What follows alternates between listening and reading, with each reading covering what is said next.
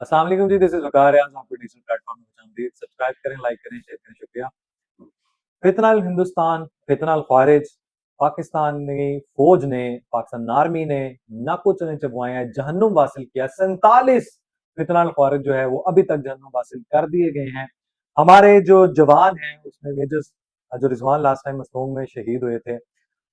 लेकिन आप केपी देख लें, आप बलूचिस्तान देख लें, सीरियस जो क्राइम है वो भारत का वो ये है कि जो मौजूद है, आपके शाहिद मौजूद है, जो सबूत मौजूद है दुनिया भर में, इसको जो जिल्लत का रुसवाई का सामना है। एक तो हमारे से जंग हारने के बाद का जो माहौल है, ट्रंप के साथ जो इसकी डील है उसने भी इसको नाके चने चबवाए हैं, घुटने टेकने पे मजबूर किया है, 50% टैरिफ आयद करवा लिया है।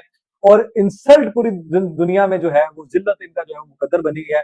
इनके जो है वो एयर मार्शल कभी कुछ कहते हैं, कभी इनके चीफ ऑफ आर्मी स्टाफ कुछ कहते हैं, लेकिन खुद ही मान चुके थे कि 5 तैयारे जो हैं वो हमारे गिराए जा चुके, जिसमें 3 राफेल शामिल है, बाकी जेट फाइटर जेट तैयारे शामिल है।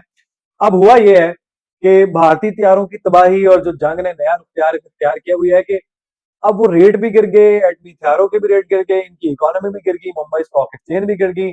गिरे पड़े ये बंदे तो पहले से ही हैं, वैसे तो बंदे भी नहीं है। और ये पता नहीं कौन सी मखलूक है सामने है। और यही वो डिजर्व करता है, आरएसएस की पैदाइश, यही उसकी परवरिश है और यही इसके खून में है। हमने जो दरअंदाजी की जो कोशिश थी अफगानिस्तान से, पाक फौज ने उसको नाकाम बनाया और बुरी तरह नाकाम बनाया। और 47 जो फितरल ख्वारिज थे हिंदुस्तान के जो सपोर्ट याफ्ता यहाँ पे हैं, उनको जहन्नुम हासिल कर दिया है।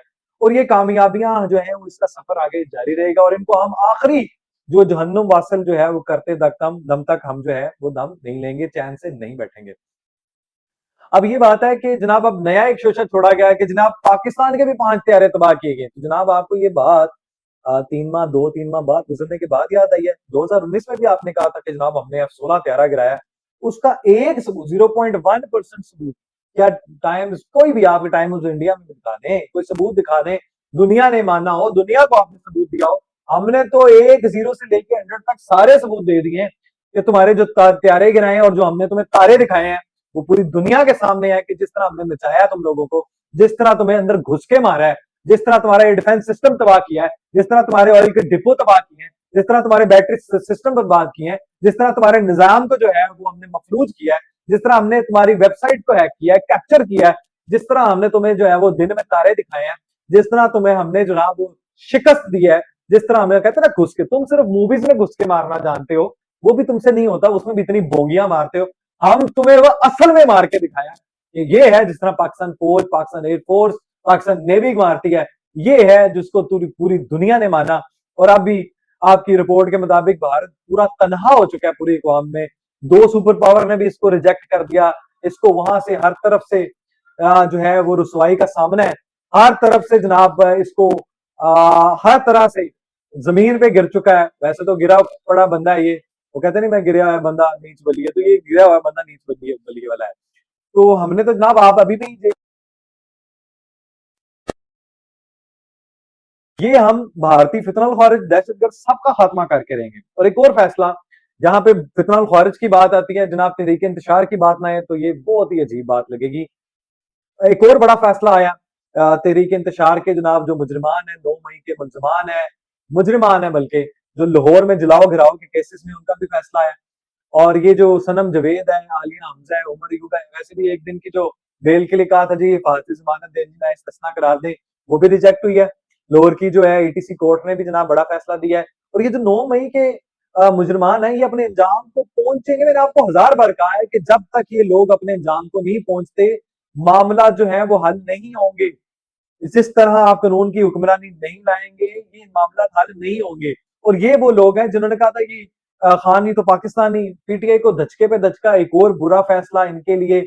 और एक और बात यह है कि ये बुरा नहीं है फैसला, कौम के लिए अच्छा है, इनके लिए बुरा है, क्योंकि ये ना कानून को मानते हैं, ना उसकी हुक्मरानी को मानते हैं, ना इनके पास कोई बात है जो पाकिस्तान के हक में हो, रियासत के हक में हो। जहर है, तकसीम है, नफरत है, जलाओ गिराओ है। 9 मई है, 26 नवंबर है, 5 अक्टूबर है, एहतजाज है, रैलियां है, मुल्क में पहिया जाम है, हड़ताल करना, नफरत है, सोशल मीडिया का गंद है, और फौज के खिलाफ, मुखालिफ खिलाफ, रियासत खिलाफ जो है वो जहर है और तकसीम है।